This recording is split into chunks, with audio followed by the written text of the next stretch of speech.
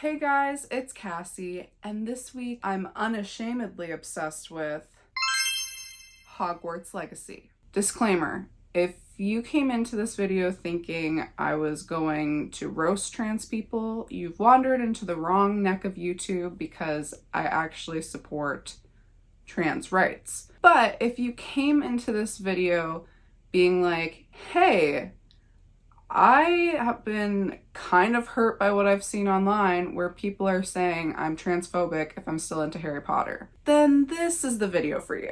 In the comments, anything about this kind of stuff, it seems to get really riled up. So I just want to make sure everybody's nice to everybody because I know this is a more sensitive topic. So let's just be nice.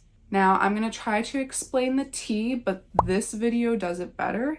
I recommend watching that video first. I'll put the link in the description. If you don't know, for some reason you missed it, you were living under a rock or something, Hogwarts Legacy came out at the beginning of this year, and it's a very high quality and very entertaining video game based off of the Harry Potter series. I am a big fan of that, and so were most of the Harry Potter fans and just video game fans in general because the game's bomb. Unfortunately, before the game's release, JK Rowling decided to get political on Twitter, which typically never ends well for any big celebrity, because either way, there's going to be people on either end that disagree with them. So now they can't separate your views on things from your art that you've created. It makes it more difficult, whether it's a song, a book, a movie. It's just better to keep that out of the picture. That way they can just enjoy your content. But JK Rowling felt very passionate about her views. At first, it started out with JK Rowling liking this tweet that seemed like pretty offensive to trans people, and also just following people who seemed pretty aggressive towards trans people in general. But then JK Rowling was like, oh, I just accidentally liked that tweet. So some of her fans started side-eyeing her, but they were like, not my JK Rowling, she would never. But then JK Rowling started to like vocally support these people who were kind of in some anti-trans movements and started sharing some more tweets that seemed like she was against people transitioning or against trans people using the bathroom of the gender that they transition to. Which, just a side note, I never really understood the whole like bathroom problem. Because the argument goes that like if somebody who is a biological man and transition into a woman uses the girl's bathroom, then that opens up the door to predatorial men who can just say they're a woman and use the bathroom and then sexually assault women. If a predator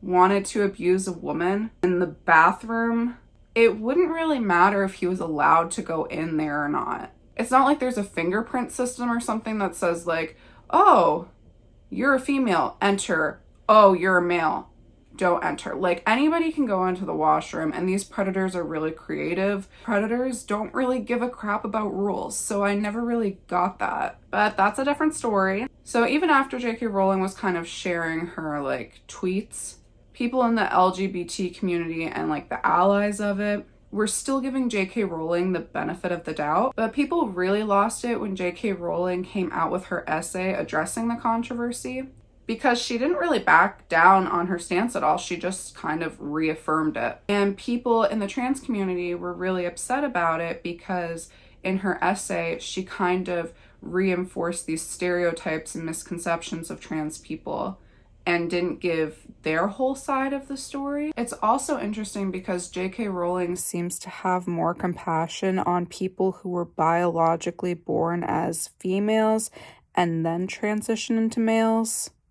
But if they were biologically a male and transition into a female, she seems to be more afraid. And JK Rowling admitted that she's a victim of SA and seems to be more fearful of men. Which, you know, I understand that she's traumatized, but it does kind of seem like a double standard to me that she's more compassionate towards one group of trans people versus the other because one was biologically a female and one was biologically a male. But okay. JK Rowling is still really vocal about her views and has only gotten more vocal since she started receiving death threats from trans extremists. Anyway, long story short, JK Rowling has been advocating against gender being different from biological sex. A lot of people have argued, it's not really right to be mad at JK Rowling because she's just sharing her opinions and her views on the subject, and we have freedom of speech and we need to protect that. But I also think, yes, of course, we obviously have freedom of speech, but it's important to remember that a huge portion of her audience were either a part of the LGBT community or they were allies of it. And yes, you of course have your right to share your opinion, but that doesn't mean your opinion isn't going to change how people around you see you. Your opinion, even though you're able to share it, it might hurt other people's feelings. So yeah, of course you can share your opinion, JK Rowling can share her opinion, but people can also clap back if they want to, because they can also share their opinion, and they can be hurt. Freedom of speech goes both ways. So after all this stuff went down, Hogwarts Legacy was released, and there was this huge saying going around that if you bought Hogwarts Legacy, or even anything Harry Potter anymore, you were being transphobic. Now, obviously, I'm not saying every person in the LGBT community believes this or supports this kind of thinking, but this is something that was pushed out there online a lot. And there were a lot of people who were like really wrestling with it, being like, oh my gosh, like I support trans rights, I support the LGBT community, like I'm an ally, or just like I'm a person who supports equal rights for all people, including trans people. And now I'm like wondering, oh my gosh, am I being transphobic by buying this video game? The idea is that JK Rowling is putting her money into anti-trans organizations, and if you give money to Harry Potter, you're giving money to JK Rowling, and then you're kind of giving your money to anti-trans stuff. But to me, JK Rowling is a billionaire. She's not dumb. She's already invested her money. Even if JK Rowling made like not 1 cent ever again off of the Harry Potter series, she will still have enough money to live comfortably for the rest of her life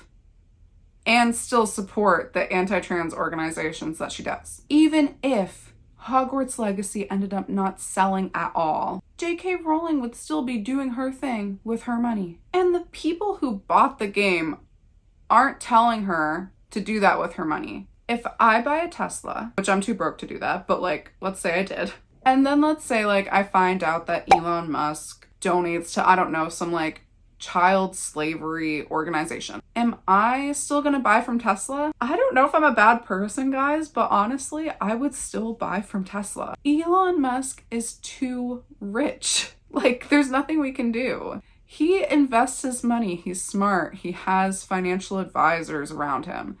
He'll just go buy some apartment complex, not tell anybody he owns it, make some extra cash, go invest in the stocks, whatever. Like, he's gonna make more money. And he's gonna keep donating to whatever he wants to donate to. But you know what I'll do?